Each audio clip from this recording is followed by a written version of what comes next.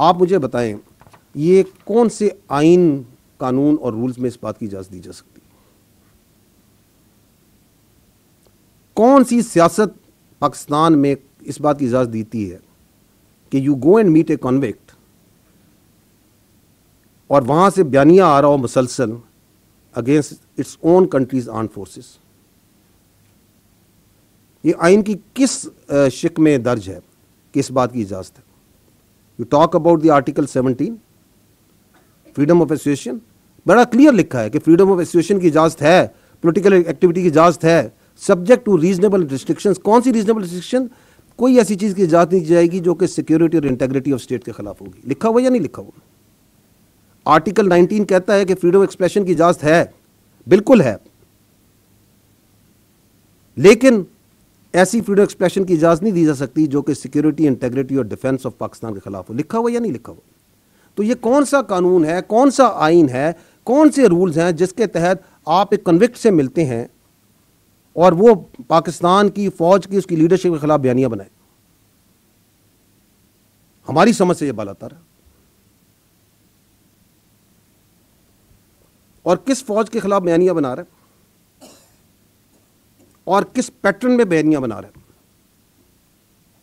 कि पहले बयानियां बनाता है यहीं से बैठ के कि रिमिटेंसेस बंद कर दें पाकिस्तान की ताकि पाकिस्तान डिफॉल्ट कर जाए। आईएमएफ को लेटर लिखें कि पाकिस्तान के साथ कोई मुआहदा ना करें ताकि पाकिस्तान डिफॉल्ट कर जाए। सिविल डिसोबीडियंस करें, बिजली के बिल ना दें ताकि पाकिस्तान में इंतशार फैले। और फिर कहता है, ये भी आपने हाल ही में, मैं आपको अभी चंद दिनों की मिसाल नहीं, पिछले चंद दिनों पुरानी मिसाल देता हूं।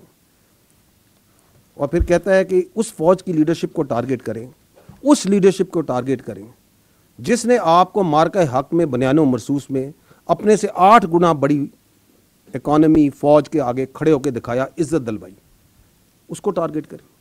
Who would like that? Will anyone in Pakistan will have that agenda? That agenda can only come from someone sitting in Delhi, someone sitting and guiding that, जो चाहता है कि ये फौज खारजियों के खिलाफ, दहशतगर्दों के खिलाफ जो आपकी ढाल बनी हुई है, जो जाने दे रही है, जो कुर्बानियां दे रही है, वो ना करें। और तो कहीं से ये एजेंडा नहीं आ सकता, और तो कहीं से ये बयानिया नहीं आ सकता। I will show you an clip, please bear some time to understand कि ये बयानिया बनाया कैसे जाता है। देखिएगा, यू विल सी हेयर, ये बयानिया चलता है। ये जो 2 मेन अकाउंट है, एक ये जो जमात का अकाउंट है और एक इंसाफ का, ये जो नार्सिस्ट है इसका अपना अकाउंट है। कहां से चलता है ये भी किसी को नहीं पता। इनकी पार्टी से पूछे, कहते हैं हमें नहीं पता कहां से चलता है, लेकिन पूरा ऑन करते हैं जो ये बयानिया चलता है।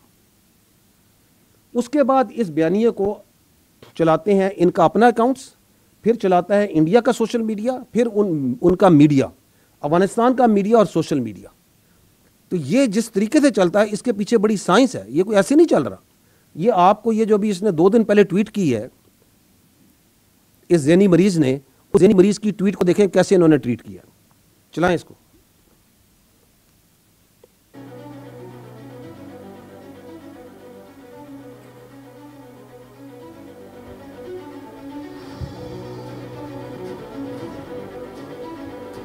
ये आपकी ट्वीट हो रही है। अब ये होती है, आप टाइम देखते जाएं कि किस टाइम पे ट्वीट होती है और कैसे उसको ट्वीट करते हैं। थोड़ी आवाज कम कर लेंगे।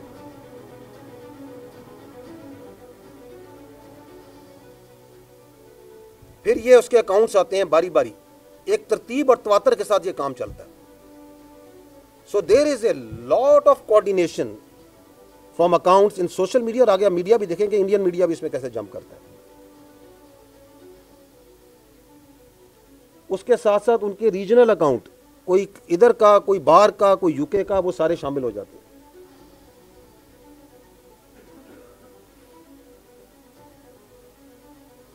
और मिनटों में, घंटों में ये काम हो रहा है। So there is a lot of organisation, there is a lot of system behind how this is pulled. फिर ये ट्रोल अकाउंट आ जाते हैं, बेनामी अकाउंट, ये सारे पाकिस्तान से बाहर बैठे हुए और वो उसके ऊपर मजीद अपनी ट्वीटें बना रहे हैं, अपना बयानिया उसी को आगे लेके चल रहे हैं। लेकिन असल बयानिया किसने दिया? उस ज़ैनी मरीज ने, जिसने वो पहली ट्वीट की।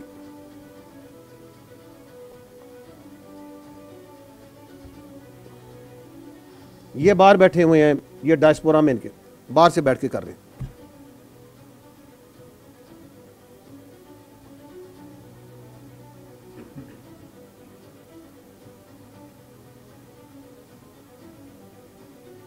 और अब घुसता है इनका सबसे बड़ा फैसिलिटेटर इंडियन मीडिया, अब वो उठा रहा है उसको। ये उनके journalist Republic TV, India today, NDTV, first post सब आएंगे अभी उसी बयानियों को लेके, सिर्फ अपने डिजिटल में नहीं अपने मीडिया में भी लेके आएंगे। ये इंडिया के पक्के रॉ के अकाउंट हैं जो चल रहे हैं, ये अब उस मीडिया को चला रहे हैं उसी। देखिएगा, यू विल सी हेयर, ये बयानिया चलता है। ये जो दो मेन अकाउंट है, एक ये जो जमात का अकाउंट है और एक इंसाफ का, ये जो नार्सिस्ट है इसका अपना अकाउंट है। कहां से चलता है ये भी किसी को नहीं पता। इनकी पार्टी से पूछे, कहते हैं हमें नहीं पता कहां से चलता, लेकिन पूरा ऑन करते हैं जो ये बयानिया चलता है। उसके बाद इस बयानिया को चलाते हैं इनका अपना अकाउंट्स, फिर चलाता है इंडिया का सोशल मीडिया, फिर उनका मीडिया, अफगानिस्तान का मीडिया और सोशल मीडिया। तो ये जिस तरीके से चलता है इसके पीछे बड़ी साइंस है, ये कोई ऐसे नहीं चल रहा। ये आपको ये जो अभी इसने 2 दिन पहले ट्वीट की है इस ज़ैनी मरीज ने, उस ज़ैनी मरीज की ट्वीट को देखें कैसे इन्होंने ट्वीट किया। चलाएं इसको।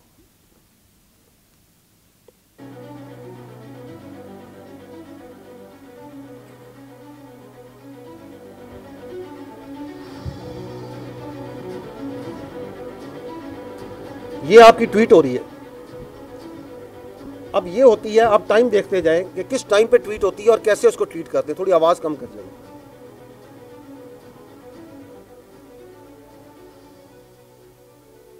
फिर ये उसके अकाउंट्स आते हैं बारी बारी, एक तरतीब और तवातर के साथ ये काम चलता है। So there is a lot of coordination from accounts in social media. और आगे मीडिया भी देखेंगे, इंडियन मीडिया भी इसमें कैसे जंप करता है। उसके साथ साथ उनके रीजनल अकाउंट, कोई इधर का, कोई बाहर का, कोई यूके का, वो सारे शामिल हो जाते हैं।